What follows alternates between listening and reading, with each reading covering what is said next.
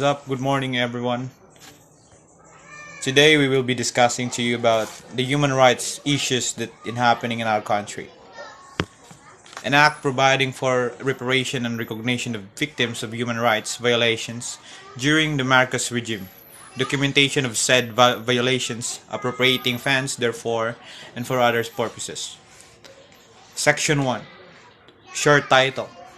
This act shall be known as the Human Rights Victims Reparation and Recognition Act of 2013. Section 2. Declaration of Policy. Section 11 of Article 2 of 1987 Constitution of the Republic of the Philippines declares that the state values the dignity of every human person and guarantees full respects for human rights. Pursuant to this declared policy, Section 12 of Article 3 of the Constitution prohibits the use of torture, force, violence, threat, intimidation, or any other means which vitiate the free will and mandates of compensation of rehabilitation of victims of torture or similar practices and their families. Since the day the Philippines became Asia's first democratic republic in 1899, religious freedom has been a central facet of its various institutions. However, the immediate religious background of the Philippines makes it hard to reliably uphold those provisions. The Catholic Church remains influential to politics and policy formulation, and at the same time, the religious landscape is increasingly diverse due to immigration. In the Philippines, past is scholarly among legal scholars. Further, attention should be given in the future to the subjective and regular experience of religious freedom. For the freedom of thought, the Catholic Church remains influential to the politics, policy formulation, and the religious landscape. Religious landscape is necessarily increasing diverse due to the immigration. Past academic discussion on religious freedom in the Philippines has been among legal scholars. In the future, greater attention it should be focused on the subjective and everyday experience of the religious freedom.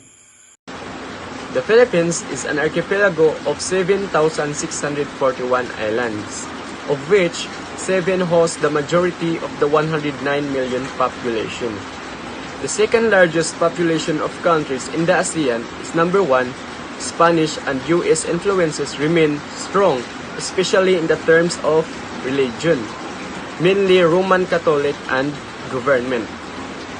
Nominally, the Roman Catholics are a significant majority religion. There's have 80%, and with Islam is a minority religion.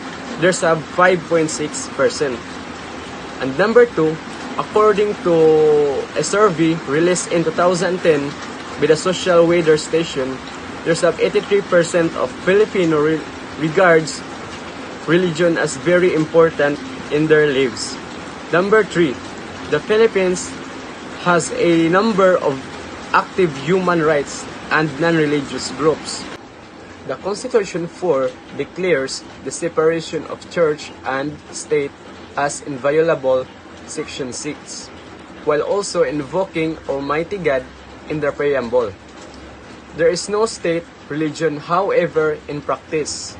Both Roman Catholic and Islamic religions have close associations with the government.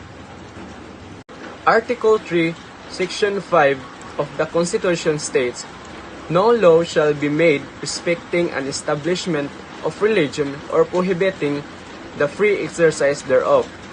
The free exercise and enjoyment of religious profession and worship without discrimination or preference shall forever be allowed. No religious test shall be required for the exercise of civil or political rights." Conscience and religion. Everyone has the right to freedom of thought, conscience, and religion.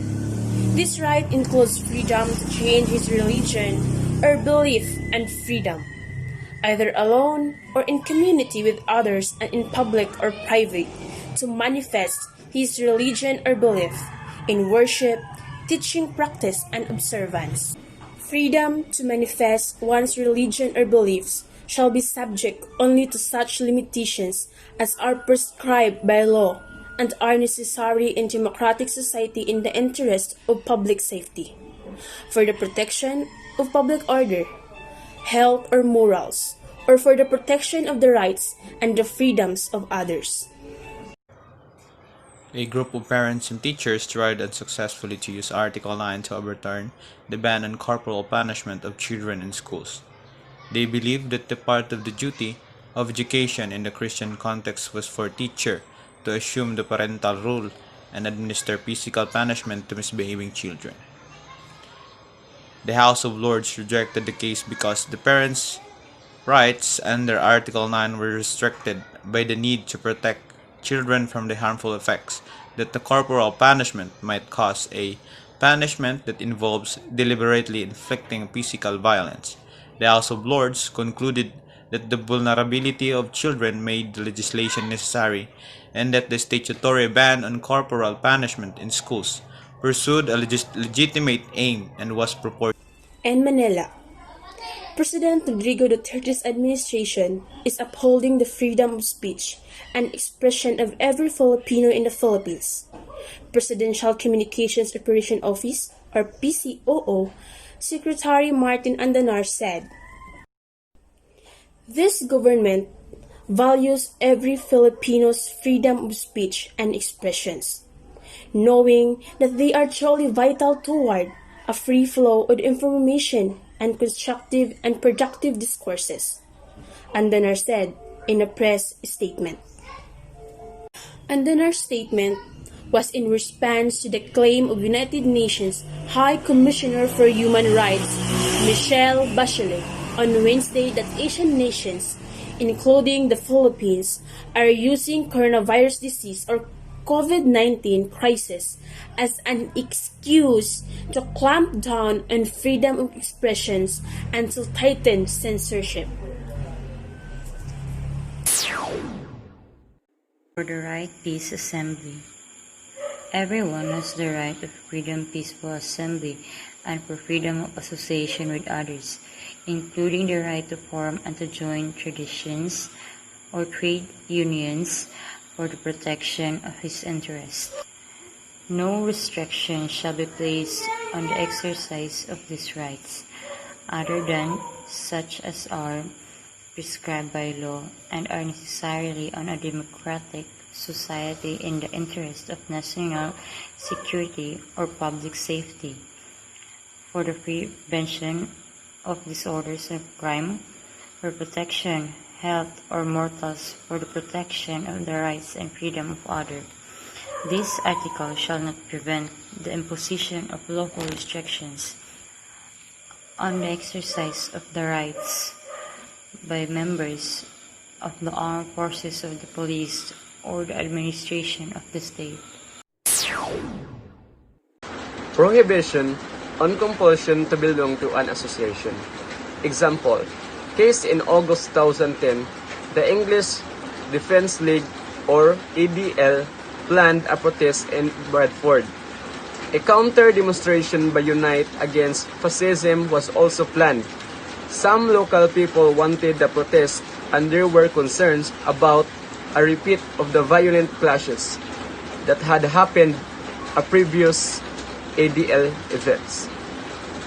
So, the West Yorkshire Police had a duty to protect the protest unless there was clear evidence that violence would occur. They examined the human rights aspects of the situation and talked to local people, in particular the Muslim community, about the right to peaceful protest. After this explanation, the community realized that the police had to allow the protest. Community groups worked with the police to persuade young people not to get involved in the criminal activity on that day. So that's all everyone. I hope you enjoy watching the video and thank you for watching. God bless and Happy New Year.